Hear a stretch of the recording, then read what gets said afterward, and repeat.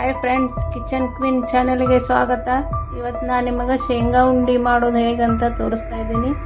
ಮೊದಲಿಗೆ ಅರ್ಧ ಕೆಜಿ ಶೇಂಗಾ ತಗೊಂಡು ಸೊಪ್ಪೆ ಬಿಡಿಸ್ಕೊಂಡು ಇಲ್ಲಿ ಇಡಬೇಕು. ಅರ್ಧ ಕೆಜಿ ಶೇಂಗಾಕ್ಕೆ ಅರ್ಧ ಕೆಜಿ ಬೆಲ್ಲ ಬೇಕಾಗುತ್ತದೆ. ಬೆಲ್ಲವನ್ನು ಪುಡಿ ಮಾಡಿ ಇಟ್ಟುಕೊಳ್ಳಬೇಕು. ಶೇಂಗಾವನ್ನು ಹುರಿದು ಅದರ ಮೇಲಿನ ಸೊಪ್ಪೆಯನ್ನು ತೆಗೆದುಕೊಂಡು ಈ ರೀತಿ ಮಾಡಿಕೊಂಡು ಇಡಬೇಕು.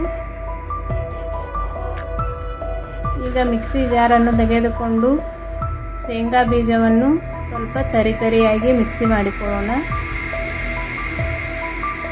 ಬಹಳ ಸಣ್ಣ ಪೌಡ್ರ್ ಆಗಿರಬಾರದು, ಸ್ವಲ್ಪ ತರಿಯಾಗಿ ಮಿಕ್ಸಿ ಮಾಡಿಕೊಳ್ಳಬೇಕು. ಈ ರೀತಿ ಆಗಿರಬೇಕು.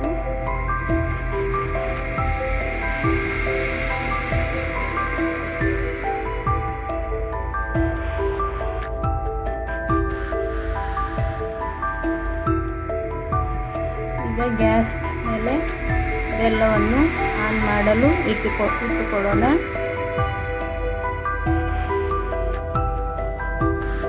ಬೆಲ್ಲ ತೊಯ್ಯುವವರೆಗೂ ಅಷ್ಟೇ ಸ್ವಲ್ಪ ನೀರನ್ನು ಹಾಕಿ ಆನ್ ಮಾಡಲು ಇಡಬೇಕು. ಇಷ್ಟೇ ಸ್ವಲ್ಪನೇ ನೀರನ್ನು ಹಾಕಿಕೊಳ್ಳಬೇಕು.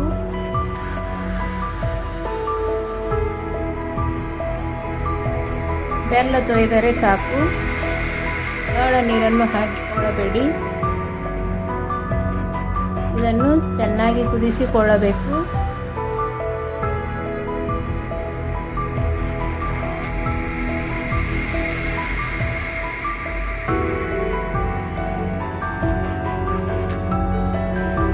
ಈ ರೀತಿ ಬೆಲ್ಲ ಚೆನ್ನಾಗಿ ಕುದಿಯಬೇಕು.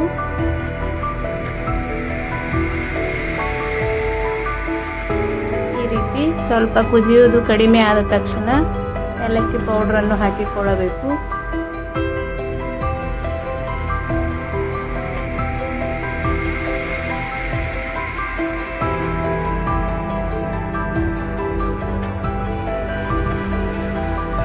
ಈಗ ಇದಕ್ಕೆ 2 ಸ್ಪೂನ್ನಷ್ಟು ತುಪ್ಪವನ್ನು ಹಾಕಿಕೊಳ್ಳೋಣ. ಇದು ಆಪ್ಷನಲ್, ಹಾಕದೇ ಇದ್ರೂ ನಡೆಯುತ್ತದೆ.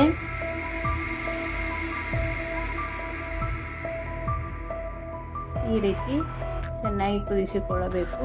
ಇದು ಆನ್ ಆಗಿದೆ ಇಲ್ಲೋ ಅಂತ ನೋಡುವುದಕ್ಕೋಸ್ಕರ ಒಂದು ಪ್ಲೇಟಿಗೆ ಸ್ವಲ್ಪ ನೀರನ್ನು ಹಾಕಿ ಈ ರೀತಿ ಆನನ್ನು ಹಾಕಿಕೊಳ್ಳಬೇಕು. ಅದು ಉಂಡೆಯಾಗಿದ್ದರೆ ಆನ್ ರೆಡಿಯಾಗಿದೆ. ಗ್ಯಾಸ್ ಆಫ್ ಮಾಡಿಕೊಳ್ಳೋಣ. ಈ ರೀತಿ ಉಂಡೆಯಾಗಿರಬೇಕು. ಈಗ ಗ್ಯಾಸ್ ಆಫ್ ಮಾಡಿಕೊಳ್ಳೋಣ. ಆನನ್ನು ಸೋಸಿಕೊಳ್ಳೋಣ. ಅದರಲ್ಲಿ ಏನಾದರೆ ಕಚಡ ಇದ್ದರೆ ಹೋಗುತ್ತದೆ. ಈ ರೀತಿ ಕೆಳಗಡೆ ಶೇಂಗಾ ಇಟ್ಟುಕೊಂಡು ಮೇಲ್ಗಡೆಯಿಂದ ಆನನ್ನು ಈ ರೀತಿ ಸೋಸಿಕೊಳ್ಳೋಣ. ಈಗ ಶೇಂಗಾ ಮತ್ತು ಆನನ್ನು ಚೆನ್ನಾಗಿ ಮಿಕ್ಸ್ ಮಾಡಿಕೊಳ್ಳೋಣ. ಈ ರೀತಿ ಚೆನ್ನಾಗಿ ಮಿಕ್ಸ್ ಮಾಡಿಕೊಳ್ಳಬೇಕು. ಇದು ತಿಳುವಾಯಿತು ಎಂದು ಭಯಪಡುವ ಅವಶ್ಯಕತೆ ಇಲ್ಲ. ಸ್ವಲ್ಪ ಆರಿದ ನಂತರ ತಾನೇ ಗಟ್ಟಿಯಾಗುತ್ತದೆ. ಸ್ವಲ್ಪ ಆರಲು ಬಿಡಬೇಕು. ಪೂರ್ಣ ಆರಿದರೂ ನಡೆಯೋದಿಲ್ಲ, ಉಂಡೆ ಬರೋದಿಲ್ಲ. ಸ್ವಲ್ಪ ಆರಿದ ತಕ್ಷಣ ಸ್ವಲ್ಪನೇ ತೆಗೆದುಕೊಂಡು ಉಂಡೆಯನ್ನು ಮಾಡಬೇಕು. ಈಗ ಸ್ವಲ್ಪ ಆರಲು ಬಿಡೋಣ. ಈಗ ಆರಿದೆ.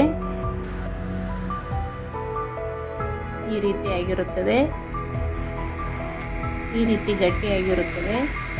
ಈ ರೀತಿ ಸ್ವಲ್ಪನೇ ತೆಗೆದುಕೊಂಡು ಉಂಡೆ ಮಾಡಿಕೊಳ್ಳೋಣ. ಕೈಗೆ ಸ್ವಲ್ಪ ತುಪ್ಪವನ್ನು ಹಚ್ಚಿಕೊಂಡು ಉಂಡೆಯನ್ನಾಗಿ ಮಾಡಿಕೊಳ್ಳೋಣ.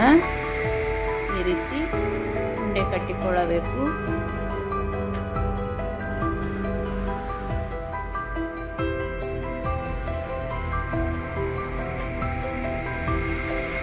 ಈ ರೀತಿ ಉಂಡೆಯನ್ನು ಕಟ್ಟಿಕೊಳ್ಳಬೇಕು.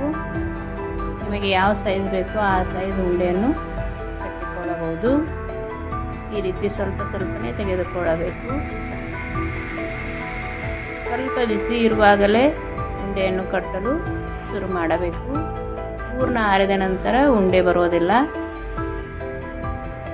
ನಿಮಗೆ ನಾನು ಮಾಡುವ ರೆಸಿಪಿಗಳು ಇಷ್ಟವಾದಲ್ಲಿ ಸಬ್ಸ್ಕ್ರೈಬ್ ಮಾಡಿಕೊಳ್ಳಿ, ಲೈಕ್ ಮಾಡಿ, ಶೇರ್ ಮಾಡಿ.